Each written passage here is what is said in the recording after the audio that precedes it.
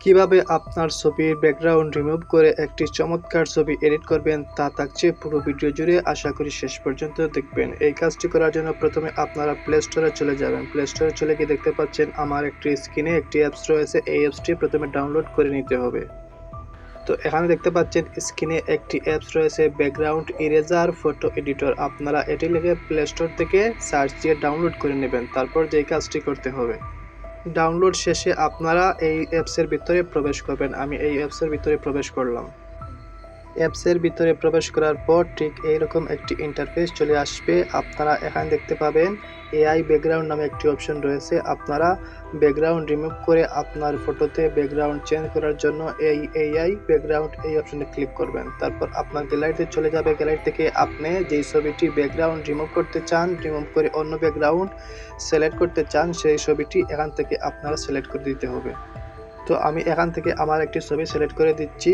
ছবি সিলেক্ট করে দেওয়ার পর এখানে দেখতে পাবেন বিভিন্ন ধরনের সাইজ রয়েছে। আপনারা চাইলে এগুলো কাস্টমাইজ করতে পারেন। আমি এখানে কন্টিনিউতে ক্লিক করে দেব। কন্টিনিউতে ক্লিক করে দেওয়ার পর যেরকম ব্যাকগ্রাউন্ড চান আপনারা এখানে উপর থেকে সিলেক্ট করে দিতে পারেন, আবার চাইলে এখানে আপনারা লিখে দিতে পারেন। তো আমি এখানে উপরে স্ক্রলিং করে এখান থেকে দেখে নেব। এখানে দেখতে পাচ্ছেন বেলি নামে একটি অপশন রয়েছে। আমি এখানে ক্লিক করে দিলাম, তারপর ইন্টারে ক্লিক করে দিলাম।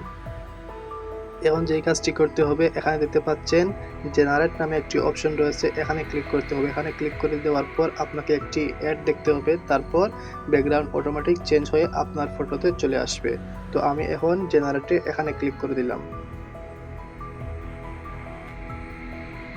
এটি দেখে নেওয়ার পর আপনাদের যে কাজটি করতে হবে, এখানে ক্রসে ক্লিক করতে হবে। ক্রসে ক্লিক করার পর আপনারা এখানে দেখতে পাবেন অটোমেটিক্যালি আপনার ছবির ব্যাকগ্রাউন্ড রিমুভ হয়ে ঠিক এইরকম একটি ব্যাকগ্রাউন্ড চলে আসছে। তো আপনারা যেই ধরনের ব্যাকগ্রাউন্ড চান আমার দেখানোর নিয়মে আপনারা এখান থেকে সিলেক্ট করবেন। এখন যেই কাজটি করতে হবে, আমি এই ছবিটি আমার গ্যালারিতে নিয়ে যাওয়ার জন্য যেই কাজটি করতে হবে, এখানে দেখতে পাচ্ছেন উপরে ডান পাশে রয়েছে সেভ নামে একটি অপশন। সেভে ক্লিক করতে হবে।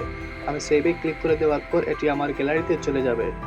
ভিডিওটি যদি আপনার ভালো লাগে তাহলে অবশ্যই চ্যানেলটি সাবস্ক্রাইব করতে ভুলবেন না এরকম নতুন নতুন ভিডিও পেতে। ধন্যবাদ এতক্ষণ সঙ্গে থাকার জন্য।